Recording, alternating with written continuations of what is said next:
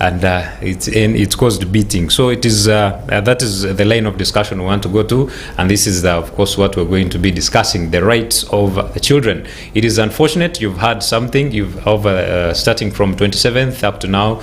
You've been watching that sensitive video that happened where a maid tortured a child until the child could be taken to hospital. So it was quite absurd. But also, if you're to look at the situation, police has come out to condemn the acts, but also the acts of you wanting to first record and then you head forth to get to the child, to rescuing the child. Some of these children have managed to lose life because their attention is given to recording people instead of going ahead and you first rescue them. So anyway, that discussion today is the plight or rights of children, and I'm glad here with me is Helen Grace, who is going to be taking us through this discussion, and she is a CEO, so I'm with a very big person, but I'll be glad if she can give us a brief introduction about herself. Good morning. Good morning. Yes. My name is Helen Grace Namulwana. I work with Amora Africa. My background is in the child rights sector, where I have served this is my 24th year. So with a bias in child protection. And yes, so it's an honor to be here. Thank you for having me. All right. I'll say just for now, maybe I'll talk a bit about Amora Africa. We are a child and youth focused organization that runs a community library, children's community library. We do child protection, we raise awareness on issues of rights of children and parenting.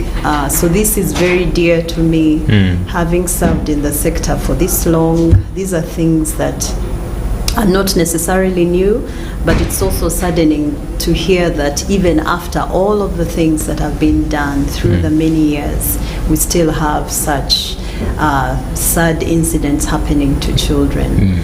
I don't think that we are short of knowledge. I think that the attitude hasn't quite changed. We still have a lot to do. And for as long as we are the way we are, the work is cut out for us. Okay. Yes. Wow. And now you have stipulated a number of times of experience in this field. So if we are to flash back, can you give us a general overview regarding child abuse? Has it reduced? Is it reducing, or it is increasing? Just give us a highlight of how it has been and how it is right now. So it's one of those questions that I find hard to answer, because you could say it has increased, but there are also contributing factors to that. You have more awareness, you have more avenues for reporting in real time, you have more people being a bit vigilant in as far as protecting children is concerned. So in that sense, it might come off as though the incidence is higher, but really it's the level of awareness and response in real time. Otherwise, many cases always went unreported. It doesn't mean that there were fewer, only a few got to be known back then, but now you have many more cases. So I wouldn't say it has increased or reduced, but maybe it's safer to say that we have more people aware and willing to take some form of action. Depending also on the context where we are basing our discussions, you find that in the rural setting, the incidences of abuse take a certain kind compared to those in the urban setting. The prevalence is different for different forms of abuse, so it might look like it's on the rise, yet it's not really on the rise. So it's one of those questions that you can't quite put a finger to. But when it comes to levels of reporting, there definitely is a much higher increase in reporting. All right. Yes. That's interesting. And what are the common forms of child abuse that we are currently having? So for the largest part, we have a lot of sexual violence against children. We have a lot of child neglect, and I think consistently for so many years now, maybe over the last 10 years, you'll have neglect topping the list. then you'll have sexual violence coming in second. And over the last, I think, 10 years, there's a time we had a lot of child sacrifice, being very high. But it's also one of those abuses where even just one case, not that it should happen at all, but because of the nature of the violation, one case can make it seem like it's happening everywhere, but everybody's referring to the same case. So you have neglect, you have sexual violence. Then the other abuses, I think, are not taken as seriously as they should. So when you have children dropping out of school, for example, people may not be keen to report those kinds of abuses, but the ones where there's been bodily harm inflicted on a child, those really, really stand out, and they're high. Oh, yes. And now when we look at torture, majorly the incidences I started with, we are still finding it hard because people are placing blames, others are grateful. Having a child being tortured and someone is recording a video, it is still, someone could say, I'm bringing evidence. Yes. Someone could say you are killing, you are also part of the system because you are just there watching. Right. What is your thought on such? I actually don't know how I would actually think of a phone when I am looking at a child undergoing that, because the natural instinct is you go and try and save a life.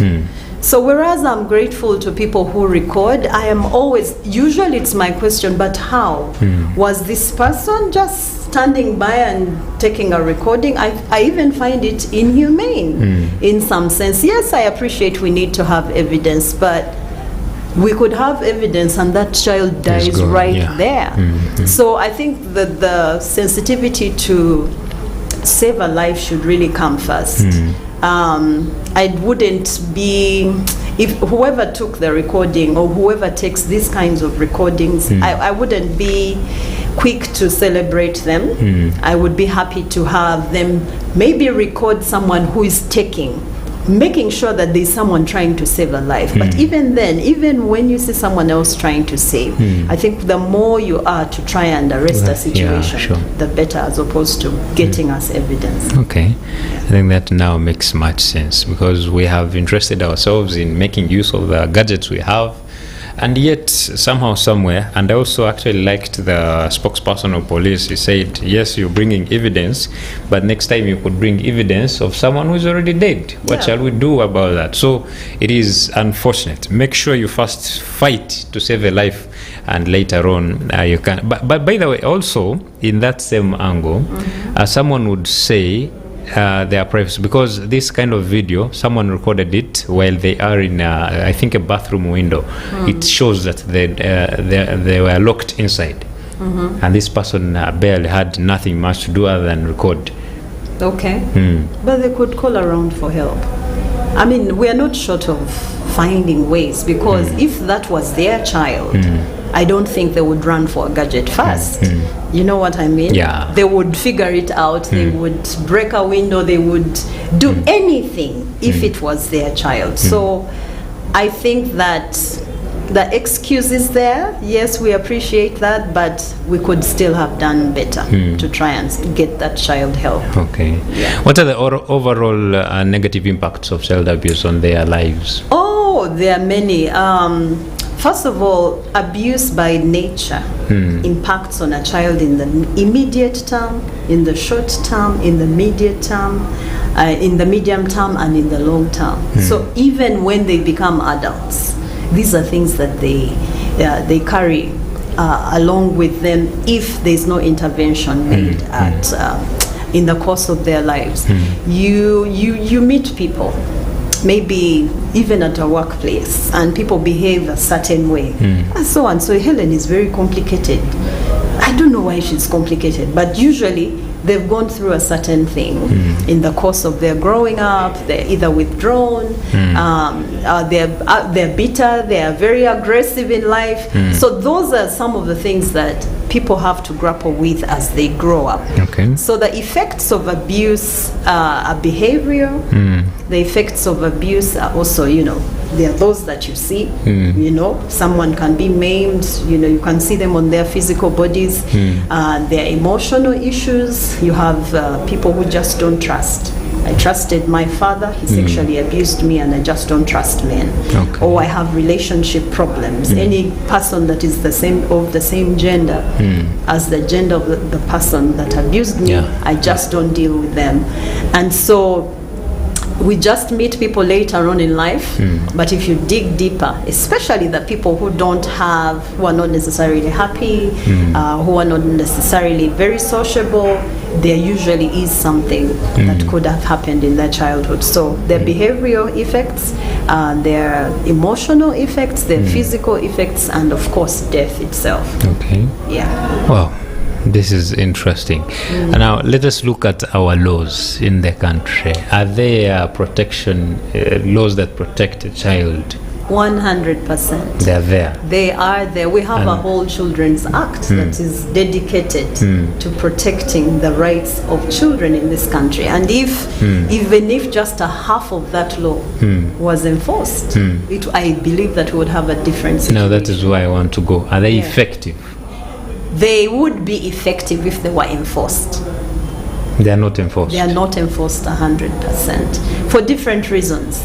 You'll have the structures that are supposed to enforce being weak. You have issues of attitudes of the people that are supposed to enforce these laws being negative. Within the children's sector, we talk about expeditious disposal of cases concerning children, but then you'll have a children's case dragging on and on and on and on. So the expeditiousness is not respected. So if it's a case of sexual violence, for example, you have issues of evidence, every second counts, every minute counts. Okay. And so if the evidence is not collected during a certain time, of course it's going to be tampered with, and that means it has a bearing on justice, the realization of justice for the abused child. So there are several factors why. So we have institutional challenges for the structures that are supposed to be dealing with these cases, that have the mandate to deal with these cases. I'll give you an example. We have an officer at the district called the Probation and Social Welfare Officer. This is like the go-to person for all issues concerning children. Okay. But you'll find one person in that office, and they're expected to deal with all issues concerning children. These people also double as officers of court, so they're very, very central in as far as handling cases of children is concerned. But what can a one-man office do? For a whole district. For a whole district. What are the populations of children in this country, or even in the district, that we expect this person to be handling? So this person is going to be involved at some point on cases of defilement. They are going to be involved at some point in cases of children involved in criminal, in crime, child offenders. They're expected to be involved in cases where children's property, maybe orphans' property is being grabbed. I mean, they're pulled left, right, and center. One person. Okay. So that's a structural problem. The capacity, the human resource within that structure of the Probation and Social Welfare Office is very low. Then, of course, you have the financing issues. So every case of a child will have a bearing of money. Every case. Talk about defilement, talk about any case, neglect, people have to move back and forth, going to court. The cases on average will take a year. So the back and forth, which also explains why people lose interest in the cases, because of the prolonged periods under which they're pursuing justice for children. So there's that, the financial implication, but also the financial allocations made to the offices that are supposed to serve children. I used to work with an organization called the Uganda Child Rights NGO Network. Okay. And that organization, among the many things it does, or used to do was to write alternative reports to the government of Uganda reports on the status of implementation of the UN Convention on the Rights of the Child. So as we always did that report, we were keen to take stock of the budgetary allocations made to the District Probation and Social Welfare Office. And this is a report that's done every 5 years, and consistently, we always found probation offices ranging between 200,000 and 500,000 annual allocation. Wow. That's about, for a 200,000 allocation for a year is about 16,000 shillings per month. What can a probation officer do with that? What? That's one trip Limited. to court, and depending on where the court is located. So the will is there, government has given us the will, but the oil that is supposed to lubricate the functioning of these structures is still very little. The situation has not changed much. In fact, with the decentralization, the allocations may even be lower, because these are monies that are supposed to come from the revenue generated within the district. So you and I know how that plays out, and you and I know how the prioritization of children's issues, children who don't vote in this country, will turn out. So it's a challenging situation. But also the third and last factor maybe that contributes to that is the general levels of awareness of people. People will opt to settle things out of court for different reasons. Yeah, sure. Because they don't just appreciate. One is the attitude. Two, those lengthy procedures. Three, of course, evidence is always tampered with. For many cases, evidence is tampered with. And then people just feel, these are children. What can they do? We decide for them, and then they move on. So there are all those factors. Okay.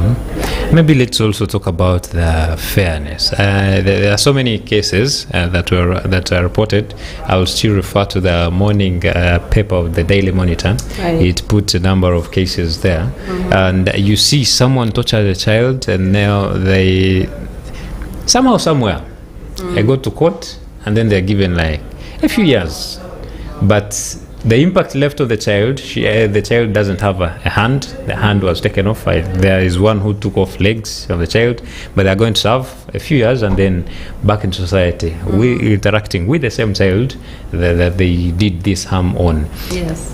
What level of fairness are our laws and the system? Wow, that's that's an interesting question, because you see the way the law works. It's not emotional. The approach of the law is that it's not emotional. It's also justice. Even the person that has committed an offense has rights, you know? Yeah. So if you come in with the emotional approach, then you will say that, you know? But given the fact that the other person also has rights, the judge or the magistrate has to find, you know, some fair ground. There are things that they consider, the lawyers consider.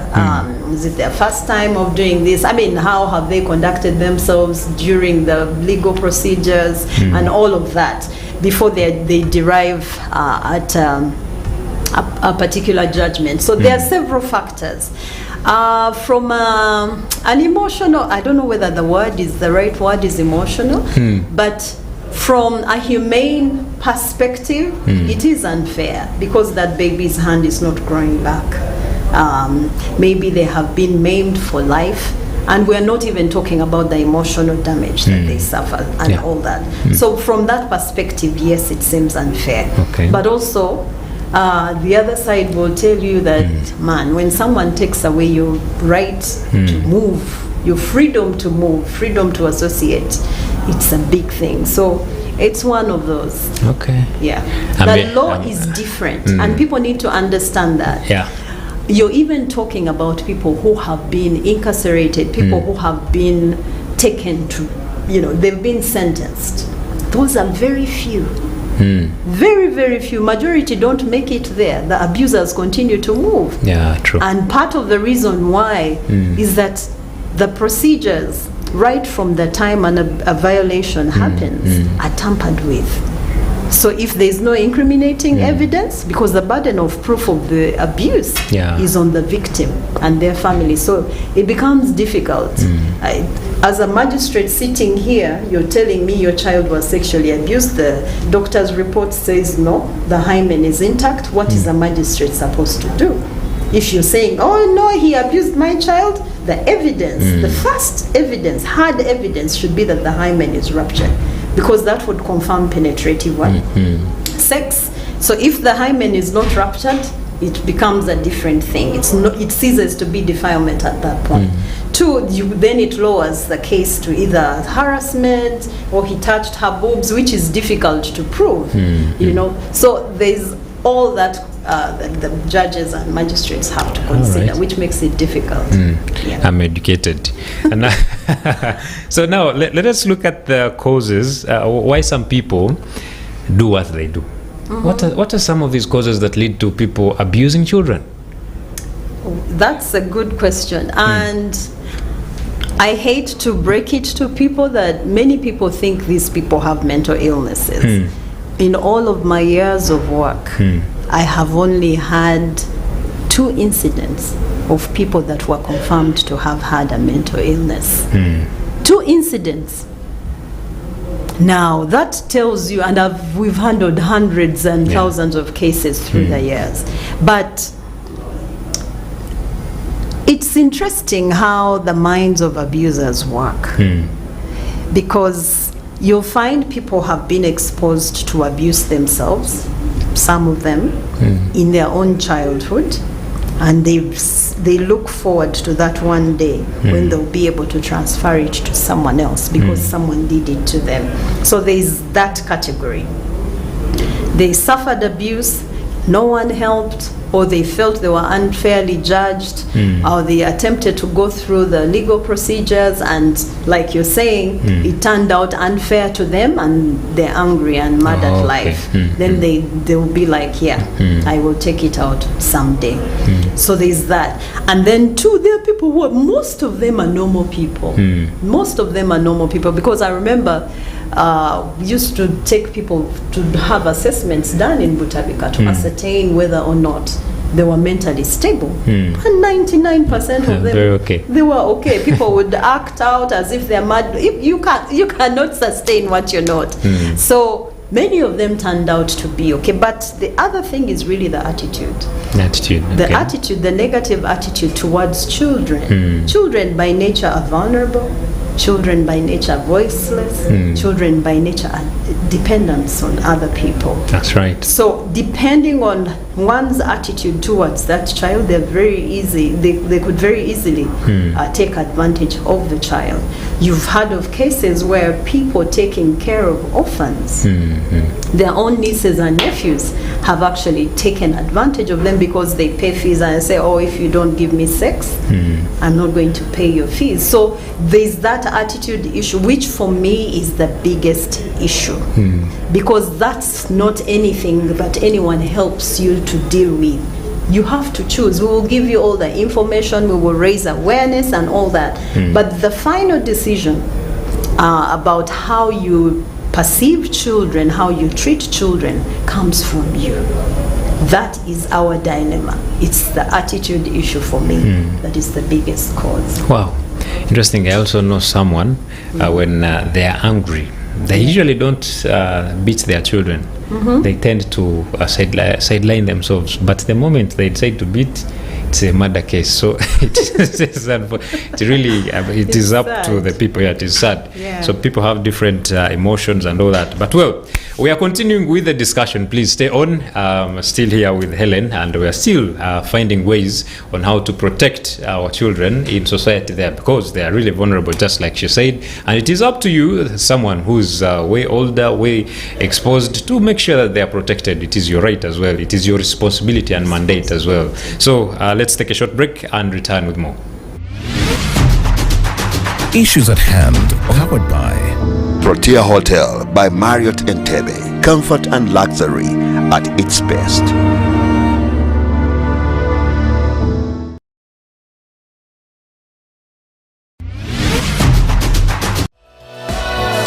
This is Church of Uganda Family TV. Enriching lives.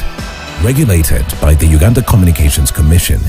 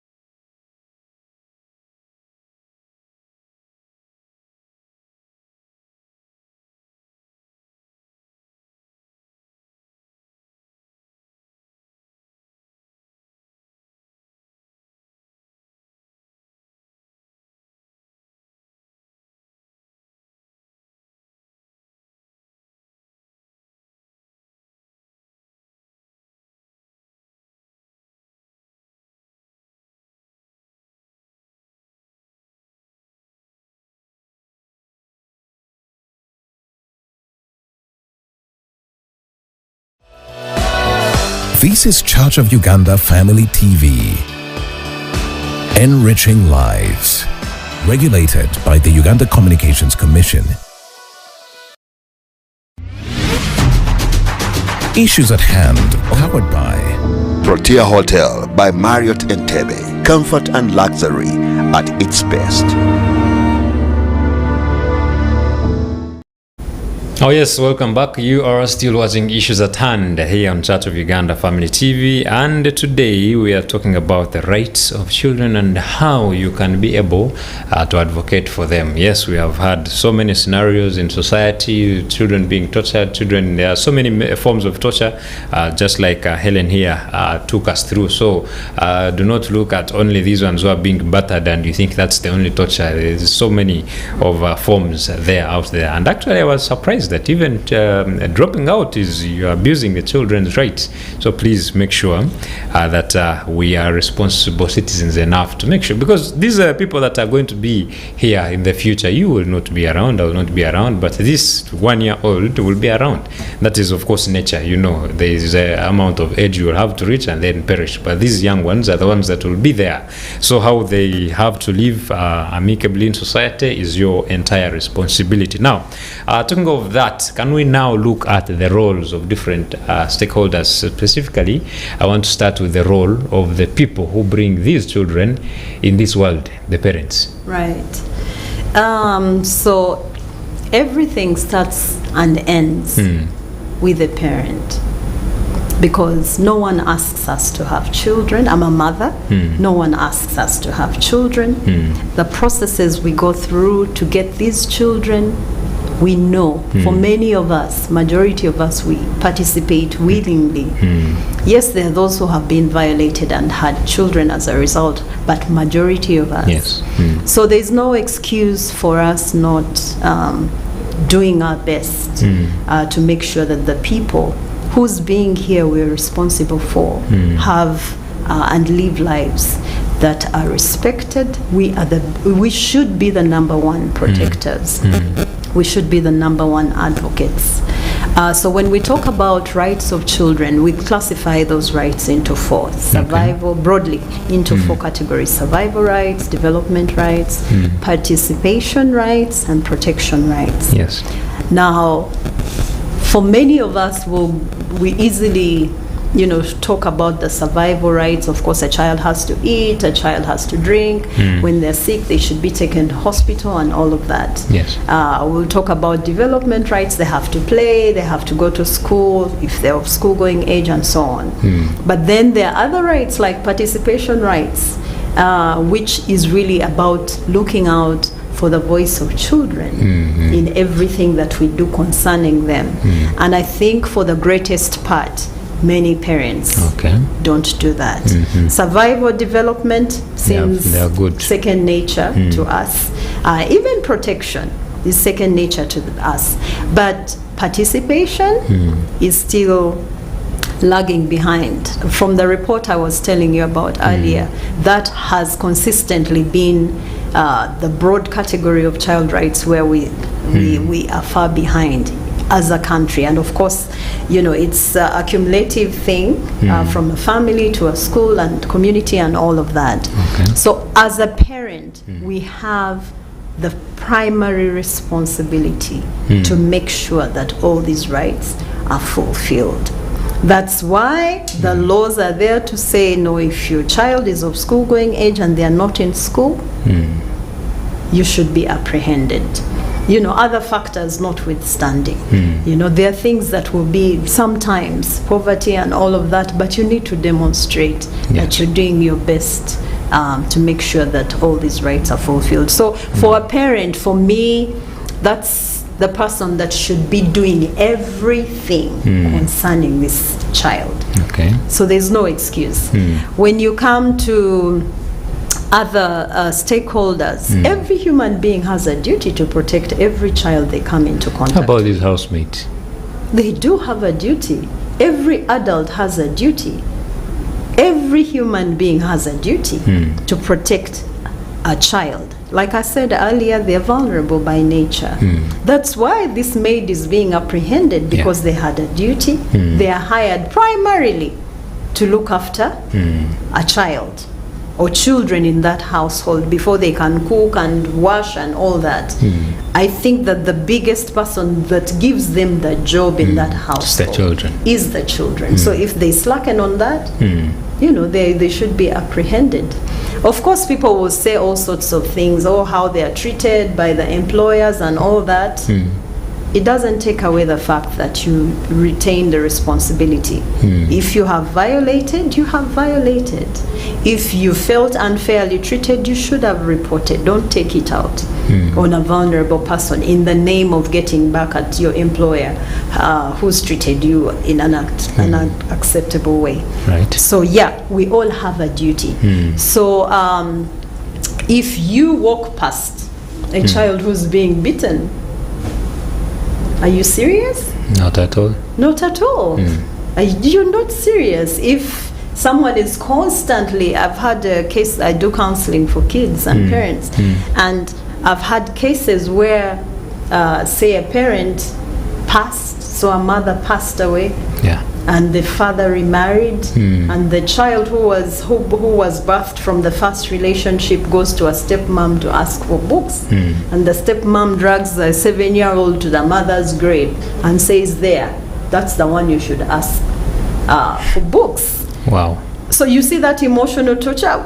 can we say that this person doesn't know what they're doing? Of course they It's do. intentional. They know. It's intentional. So even if they were not the wife of the father to this child, even if they were just another person in that community, they have a duty to protect and prevent any form of abuse of a child. Interesting. We have institutions that have proper access to these children and the parents and everyone that can help.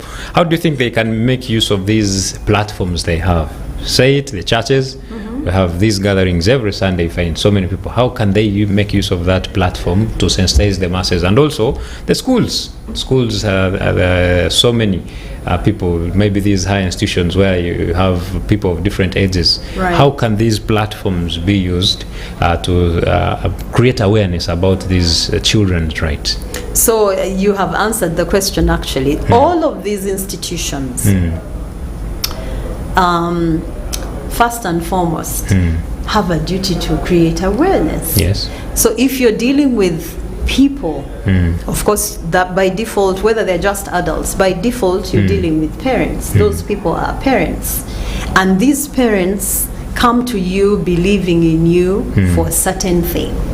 It is also your duty. For instance, the church, I know that you have a church, a family month, for example. You have integrated issues concerning children and the home into the calendar of the church, and that should be a beautiful thing. Maybe we shouldn't just do it once, 1 out of 12 months. Maybe we should make maybe a week per month, so that these messages keep ringing in the minds of people constantly. But also too is that for any institution that interfaces with children by virtue of their business that they do, has to have a mechanism to regulate the way their staff deal and interact with children. So you have to have safeguarding policies, for example, child safeguarding policies, which by your own staff or regulate the behavior of your own staff in as far as relating with the children that you serve is concerned. So for example, in Amora Africa, every staff that comes in has to be oriented on our safeguarding policy, and then 2, they have to commit in writing. In writing? In writing, yes. You can't step there without that. In writing, because you're going to be interfacing with people's children. And I, as the chief executive, have to make sure that on my part, as the head of the institution, I am safeguarding people's children. Those are my clients. They're the ones that I'm serving. So whoever comes to be a part of the team has to be double-checked. You have to be double-checked. Do you have a criminal record? If yes, I might have a bit of a challenge taking you on as a staff. So things like that. So these institutions have to make sure that every mechanism possible is put in place to safeguard the people that they serve. But also 3, in the unfortunate event that abuse happens, support the victim to access justice, support the victim to be able to get redress. Don't be quick to protect your own or a member of a community that supports your business at the cost of the child's life. You have had these cases around where people in authority side with an abuser or an abuser's family, absolutely ignoring the unfortunate incident that the child has suffered, which, as we've already spoken of, has impacts for them now, but also in adulthood. Okay. Yes. So now these children that we are protecting, yes, how can we educate them about their rights? Okay. So the thing about children is that they're fast learners. And oftentimes, depending on their age, and also depending on the relationship they have with the person bearing a message, they'll believe them gospel truth, and that's why it's easy to abuse children. If a father told a child to take off their panties and assured them what's going to happen is okay, everybody does it, it's very likely the child will believe them because of the relationship and these people groom them over time. But we can flip that on the other side for a good cause. That you have a relationship with a child, you use it to pass on information, and you keep, sending that information time and time and time again. And it's not just information, you keep checking in. So for example, we have family meetings in families. Yeah. And in a family meeting, allow every person to speak. Even that 4-year-old, they can say, "Mommy, I don't like auntie." Why? Auntie is not a friend of her friends. For a child, that's a very loaded statement. Yeah, very loaded. So mommy and daddy or uncle, whoever is there, needs to follow up on that statement. Why is auntie not a friend of their friend? You know how kids speak. She beats me, she does this. And kids will not lie, they'll tell you straight up. Yeah. So create forums for children to be able to give you feedback on their own well-being, what makes them happy, what makes them sad, but also create those forums to be able to pass on information. Some of the cases that we have handled have been successful because the child had a relationship with the adults that take care of them. And even if the abuser threatened and said, something will tell me and I'll come and cut off your head because you will have told somebody, they still have been able to tell somebody that they trust. So the children, in every platform where we have children, information should be passed from an authority. Correct information should be passed, but also that authority should allow for feedback from the other side. Yes. Oh, that's amazing. And but the African setting has not yet endorsed the issue of a child advising. Right. We have seen so many, but I feel it's healthy. I don't know what other people would take of it, where a parent tells a child, "Don't do this." Gone are the days for us. You don't even speak. Yes, they are just ticks. Then you'll go back to normal. Right now, it's a child will tell you, "I don't want this." And in some instances, somehow, somewhere, if it is like this maid who is from somewhere and does not know the norms of your child, my child does, if they don't want this, they don't want it, you'll find this child ending up the maid beating up such a child. So in this instance, what should be addressed? Is it about our mindset? Is it about the child is not supposed to say this? Or what should be done? No, I think the maid issue is one of those very tricky ones because, and it shouldn't be tricky really. The reason I say this is that when my child was younger, the day I get a maid, I take them through an orientation, and I was always very clear. The reason I need you here is because of this guy. Yeah. If this guy is not fine, I will not be fine, and nothing will make me fine. So the biggest reason you're here is because of this person. So it's important to me. You might be spotless clean, cook very well and everything, but if my baby is not fine, I won't see anything else that you do. And so you communicate that from the onset. The child likes this and likes that. If there's an issue, I would prefer that you communicate to me, and I know how to deal with it. Please don't deal with them. Don't handle them a certain way. But also, as you give that communication in that family meeting, also communicate back and let this aunt be able to share her views. Auntie Helen, what do you have to say? How has so-and-so behaved towards you? Because we all have children at different ages. The teenagers will want to bully the maid. That's where you find maids will be like, okay, he's making a pass at me, I'll sleep with him and make sure I get pregnant.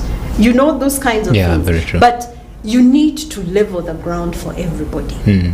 Making sure that the vulnerable are protected, because maids are also vulnerable in some homes, extremely vulnerable. People poach on them and people don't want to say anything to them. You pay them 30,000 shillings. They work 30 days, a month. Wake up the earliest, sleep the latest. What do you expect? They're exhausted. So there are all those dynamics. So the orientation for me is very critical, but also creating avenues for people to be able to hear each other as a family. This person is a member of your family. Their attitude, they need to know that there's a way we behave as a family. This behavior is unacceptable. If you do it, these are the repercussions. I always said that. And I almost took a maid to police one time. I said, no, you've breached. You have breached the contract. I'll give you this as a warning, first warning. I hope we won't have a second warning. Okay. So communication. Matters, and I think that shows the power of orientation. Me growing up, I'm sorry my parents there, but they used to bring a maid and the next day everyone is working. We have not spoken to ourselves, we don't know who the name is. You'll learn later. I think that is not something good. Orient them, take them through, this child does this one does this one likes this. I think it is very, very important. But also tell the kids this person is here, they're my deputy here. So this is your mom in my absence. Okay. So things that they tell me, I will also believe them, so that the kids are not just looking at someone who's here to just do work. Yeah. Oh, that's very important. Now, I think time is getting us up there. I hope if maybe give us a wrap up in our discussion today. What people out there should take as something to note, very important. So maybe 2-3 things. Number one, we all have a duty to protect children. Whether you're just walking by, we all have a duty. It's the right thing to do. It's the humane thing to do. I think if you walked past a child who's suffering a certain form of abuse and later heard they died, I don't think you would sleep well unless you have no conscience. Let's be responsible. Let everybody know that we all have a duty to protect. That's point number one. Point number two, parents, make time for children. Make time. I don't think this maid woke up that morning and decided to do whatever they did to the child. I believe there have been bits and pieces of this behavior coming up, being shown over the time. And a 4-year-old is able to speak. Make the time to hear from your children, and when they tell you things, follow up. Follow up, because abusers do groom children. And then point number 3 is, let's just be friendly to children. Children give you exactly the same energy you give them. If you're aggressive, they'll be aggressive. If you're violent, they'll avoid you. If you're friendly, they'll gravitate towards you. So you need to choose where you want to be with the child. And I say choose to be friendly so that they're able to approach you. And then finally, when a child tells you something, believe them. Show them that you have believed them, even when you're going to do your own investigation. It is absolutely important. And it's the simple things that make way for the big things. If, for instance, you can't say, guys, what do you think we should eat today? Because your wallet is very small that day, you're worried, it will be very hard for that child to come up and say, they say, I want chips and chicken, when between you and poverty is 10,000 shillings. And then you say, no, actually we're going to have posho and beans. Then you overrun their decision. What you need to do in that situation is to explain, we don't have enough money, but when I do get that money, I will be able to get what you want. Because then with that, you're building a bridge for them to communicate to you. Uncle touched me, Auntie so-and-so touched my susu while you are away. From the small things pave way for the big things. Wow, what a way to end the year. So it is actually the very last day of 2024, and please first share your message, your heartfelt message to people out there, wishing them the best of the year. Oh yes, I want to thank God for the far He has brought us, because it's only God. On my own behalf and on behalf of Amora Africa, I want to wish you a beautiful, safe 2025 for you and your children, not just your biological children, but every child you take care of. May the Lord keep shining his favor upon you all. Wow. Thank you so much, Helen Grace. She is the CEO, just like you've heard, Amora Africa. And it is a blessing for me to end the year with a CEO. So in 2025, if I'm a CEO, do not be surprised. You've These are the tapped. blessings. I've already tapped. Thank you so much for joining us here today. My name is Luke Majumba Alnaito, and we've been powered by Protea Hotel by Marriott in Entebbe. I want to also appreciate you on behalf of Issues at Hand for the entire year that you have been part of this. Of course, having in different guests from all over, and of course creating an impact outside there. We really appreciate you and do not take that for granted. Now, as we head into 2025, please continue the support and also bring in more guests that we can be interacting very, very frequently here and then. So apart from that, I want to urge you to be very safe today. 31st is going to be very chaotic in the night, so make sure you are very safe. If you're going for prayers, be safe, have a group, or if you're going out anywhere else, make sure that you are safe so that we can see you in 2025. I want to wish you a lovely 2025 and of course a blessed and blissful one. Please make sure you plan. I'm going to repeat it. Plan for your year very, very, very early. Have yourselves a lovely day. Issues at Hand, powered by Protea Hotel by Marriott Entebbe. Comfort and luxury